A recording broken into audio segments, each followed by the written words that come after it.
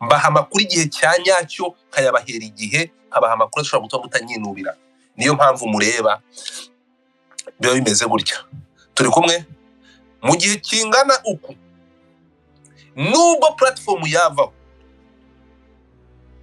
ndacyari umwe rukumbi ushobora kujya kuri platform imwe aya masaha kuri TikTok ngahostinga 5,000 bikaza bikabyagiramo bakicara bakavuga ati ubimeze bitumusa twifate dute. The thing is hari ibintu byinshi byo gukora. Ntabwo abantu mukomeje kunyandikira ngo ningaruke muri showbiz nze babwire, especially kuri TikTok ngo nze babwire ku bya Mutesi Jolly na Rugumi. Nta kintu mfite mvuga kuri Mutesi Jolly, ntacyo. Bira bintu bya Mutesi Jolly nuwo bakundana cyangwa nuwo bazaba, ibyo ngibyo that is not my business.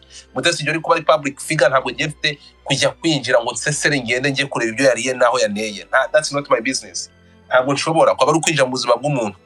Mutesi Jolly afite ibintu arabidutangariza hano tukabikora, ntabwo nza kubivugaho. Dufite ibibazo byinshi cyane ku buryo tudashobora gusesera.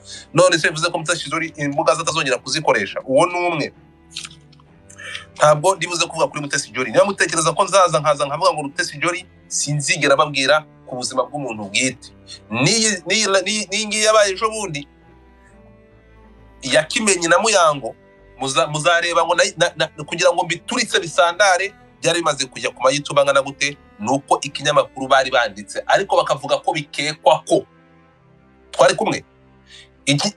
Igihe barandika baravuga ngo bikekwa ko, Inyarwanda baravuga ngo bikekwa ko, Godfather ntabwo mvuga ngo bikekwa ko, nzana nyir'ubwite akababwira uko bimeze. Murumva itandukaniro.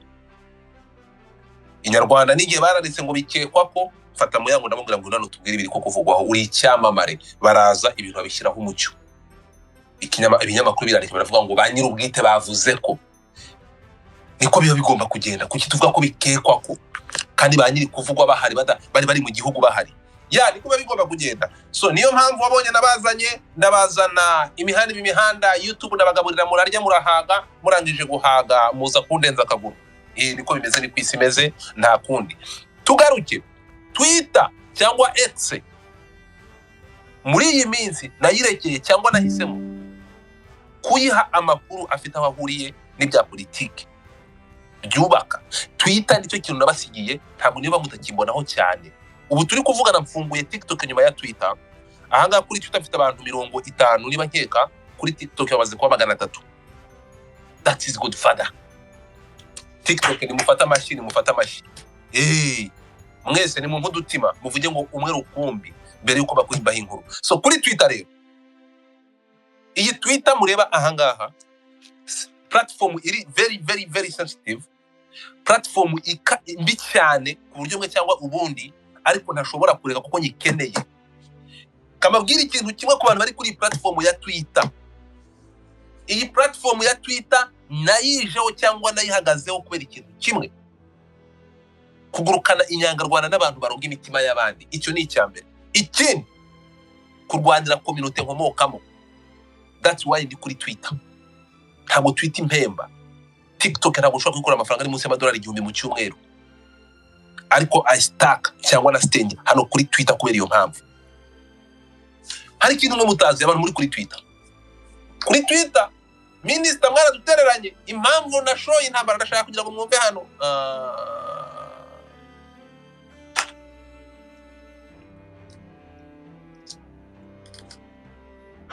Ibintu ntabwo biba byoroshye muri kimwumve. Jesus Christ, into zakidakora. Ndashaka mwumve ahantu hose umusanzu wa buri wese no gukora ibisa n'ibyiza. Musharingi live. Ntabwo muzi ndakumva barakumbwira ngo tunga yabaye tunga ngo yiruba tukigihugu. Niko ubyukuri wayitegereje usanga ari umurage ugomba kuragwa.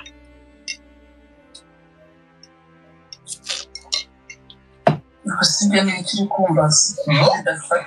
No, hano abantu wamaze abantu ubazengereza ubakomeretsa imitima. Why? Ubyukuri ibi bintu nabwiye social media. Izi social media ndashaka kugira ngo nzabere kuri zo kumix tukazikoresha neza mu buryo bukwiye. Tugaruke gato kuri Twitter. Bafite iyi nkuru, bafite space. Ejo nabwiye ngo breaking news. Ejo bundi mbabwiye hano kuri Twitter ngo breaking news. Nabonye abantu batangiye kwandika, nta kindi musigaye mumbona aho nahagurukiye kavuga ku muntu bita General Laura byabaye akaza mutwe. byabaye akasamutwe. Ibi bintu mvuga kuri General ahanga nsigiye nkora ikintu kuri Twitter, abandi nta kintu bashaka kugira ngo Twitter ibe kuvuga kuri General. No, genda gake guys.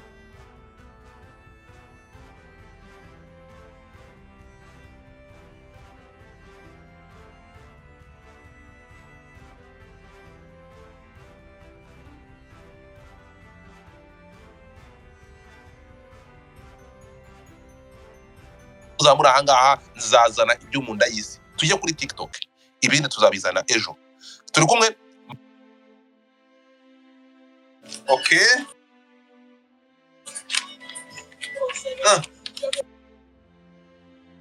Makumyabiri bamaze kuhagera kuri TikTok, abantu murenga kuri Twitter.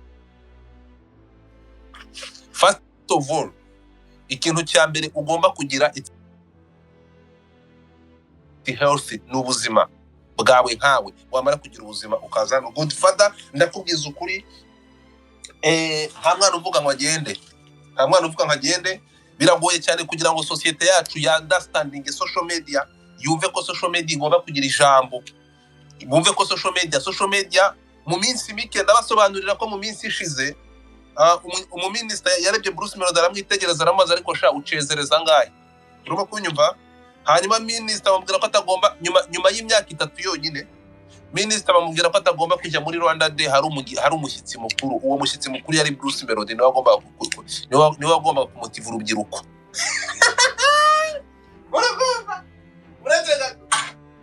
Minister yitegereje Bruce Melody ngo ariko shango harya ngo mucezereza ngahe, ngo nkawe buriya nguhamagaye gucezereza ngahe. Mutipa aramureba arabwira ati minister ngewe ni miliyoni 10, kunterura ni miliyoni 10.